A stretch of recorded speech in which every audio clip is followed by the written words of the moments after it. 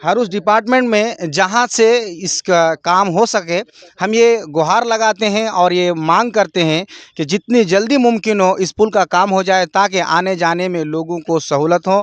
और ये जो एरिया है बॉर्डर का एरिया हर इंसान को सेफ होना चाहिए भी कि बहुत समाज ज़रूरी है। जहाँ भी कंस्ट्रक्शन लाइन का काम हो, रोड का काम हो या इंफ्रास्ट्रक्चर का काम हो, सरकारी हो, तो वहाँ के समाज के जो भी है अच्छे जाने माने आदमी, मुखिया और चीज़ हैं प्रखंड के, सभी को योगदान देना चाहिए और सहयोग करना चाहिए हर चीज़ के लिए। रागाज प्रखंड, हाटगांव पंचायत, वार्ड नंबर 6 से हूँ। मैं इस कंपनी में भी कॉन्ट्रैक्टर हूँ। मेरा भी काम चल रहा 83 में कंस्ट्रक्शन लाइन में। और इस कंपनी में इससे पहले जेकेएम से काम चल रहा था। इनके बाद इनका आया आलम इंटरप्राइजेस में कन्वर्ट हुआ पीटी कॉन्ट्रैक्ट में, जो अभी काम सही सलामत चल रहा है और अच्छी तरह से चल रहा है और ऊँची से अच्छी व्यवस्था है अभी। और जिस तरह से व्यवस्था दे रहा है, कुछ कमी 19-20 होता है, हर काम में होता है, हर इंसान के अंदर में कुछ ना कुछ कमी होता है। वर्कर में भी होता है, 4 घंटा करने के बजाय मेरे को 2 घंटा रेस्ट कर लेता। तो कंस्ट्रक्शन लाइन में जो सिस्टम है वो सिस्टम के आधार पर काम होता है हमेशा।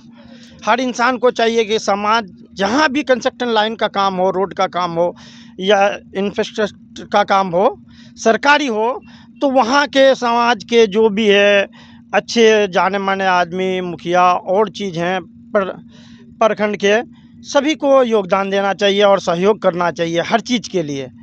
और उसमें क्या होगा, आप सहयोग करेंगे तो उसमें काम ज़्यादा होगा और आपका प्रोजेक्ट से पहले काम पूरा होगा।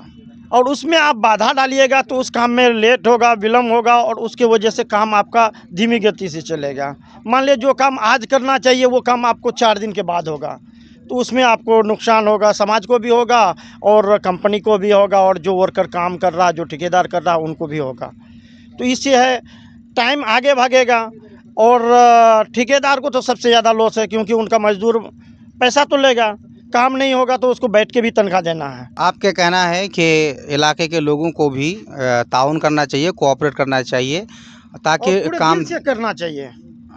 तो सर ये बताइए कि ये पुल जो है तकरीबन 2010 या 12 से इसका स्टार्ट है, तकरीबन शुरुआत जब हुई थी और इतने दिन से ये पुल का काम अब तक मुकम्मल नहीं हो पा रहा है, इसकी क्या वजह हो सकती है? देखिए, अपने यहाँ सबसे पहली बात बिहार के अंदर में नेपाल से सटे हुए इलाके झापा से जुड़े हुए हैं। हम लोग किशनगंज डिस्ट्रिक्ट, जो कि पहाड़ी क्षेत्र से हम लोग बिल्कुल बिलोंग करते हैं और तराई क्षेत्र में रह रहे हैं, जिनके वजह से थोड़ी सी पानी नदी में आने पर हम लोगों का काम डिस्टर्ब हो जाता है।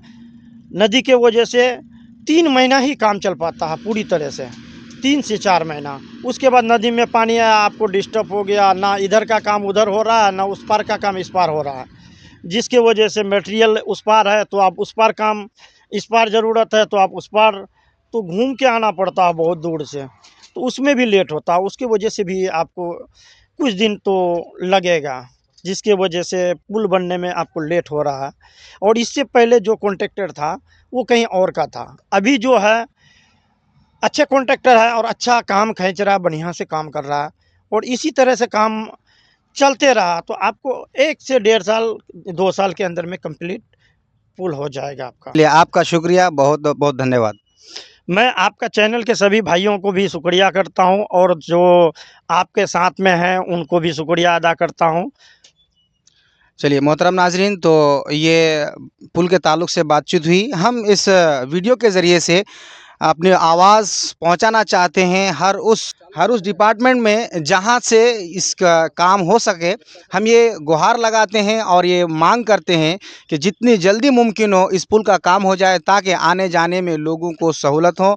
और ये जो एरिया है बॉर्डर का एरिया सेफ़ होना भी बहुत ज़रूरी है। नदी के उस पार एक बड़ी सी बस्ती आबाद है जो कि हमारे ही क्षेत्र में पड़ता है, किशनगंज में ही पड़ता है। उनको आने जाने में काफ़ी तकलीफ़ होती है, हम लोगों को वहाँ जाने में काफ़ी तकलीफ़ होती है। इसलिए मैं सरकार से भी अनुरोध करूँगा और इस वीडियो के ज़रिए से मैं ये बात पहुँचाना चाहूँगा कि इस पुल का काम जितना जल्दी हो सके इसका काम मुकम्मल कराया जाए।